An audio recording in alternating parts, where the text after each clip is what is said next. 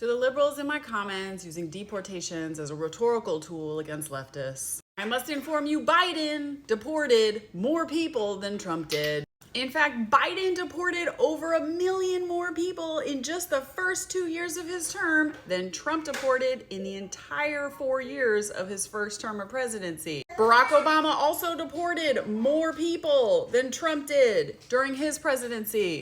Biden continued Trump's policies of family separation. Biden also continued using private immigration jails under horrific conditions. Biden continued having baby jails. And in fact, as recently as last May, Biden urged courts to drop protections for child migrants. So to the liberals in my comments using deportations as a rhetorical tool to bash leftists, did you care about deportations for the last 4 years?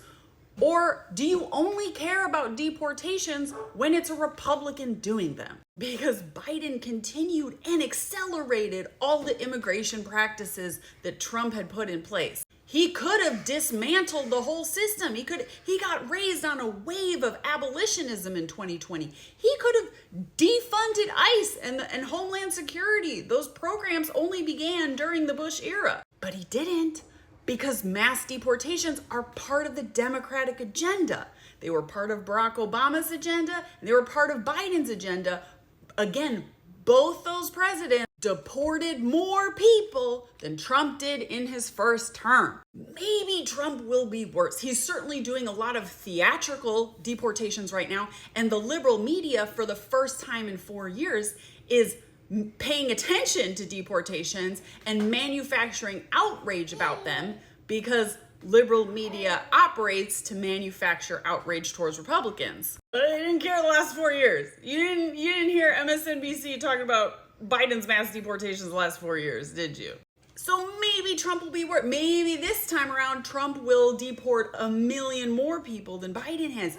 But he has a long way to go. Again, he has to deport 1 million people before he reaches Joe Biden's level. Same thing as all y'all being, oh, Trump's going to be so worse on Gaza. Well, he's got to be responsible for a few 100,000 people dead before he's as bad as Biden on Gaza. And right now there's a ceasefire and killings have dropped drastically. They haven't dropped to zero, but they have dropped drastically. So if you actually care about immigrant justice, if you actually believe that deportation is wrong and family separation is a moral horror, then are you ready to accept the fact that all of that is very much part of the Democratic agenda?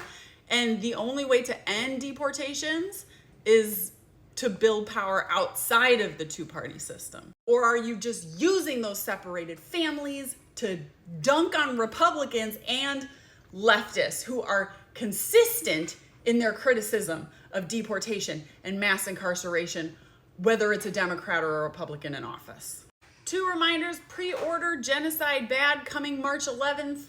My book on Palestine, Jewish history, and collective liberation. It's the book that's been smeared in the Jerusalem Post as lies, misrepresentations, and insidious insanity. And it's been smeared by Hasbara sock puppets on the left as making me a grifter, profiting off Palestinian pain, even though I was asked to write it by a Palestinian editor for a Palestinian press. And this week you can win an early copy of Genocide Bad by supporting Mohammed Hamad, who had $30,000 stolen from him by the scam Palestinian aid organization Fed Up for Palestine. Enter to win that early copy. Go to Help Disabled 17-Year-Old Mohammed. Donate at least $5, but as much as you are able, and send a screenshot of your receipt to t4gaza@gmail.com. And you can catch me on 2 podcasts this week, Samud Podcast and the Bad Hasbara Podcast. Both of those episodes dropped yesterday.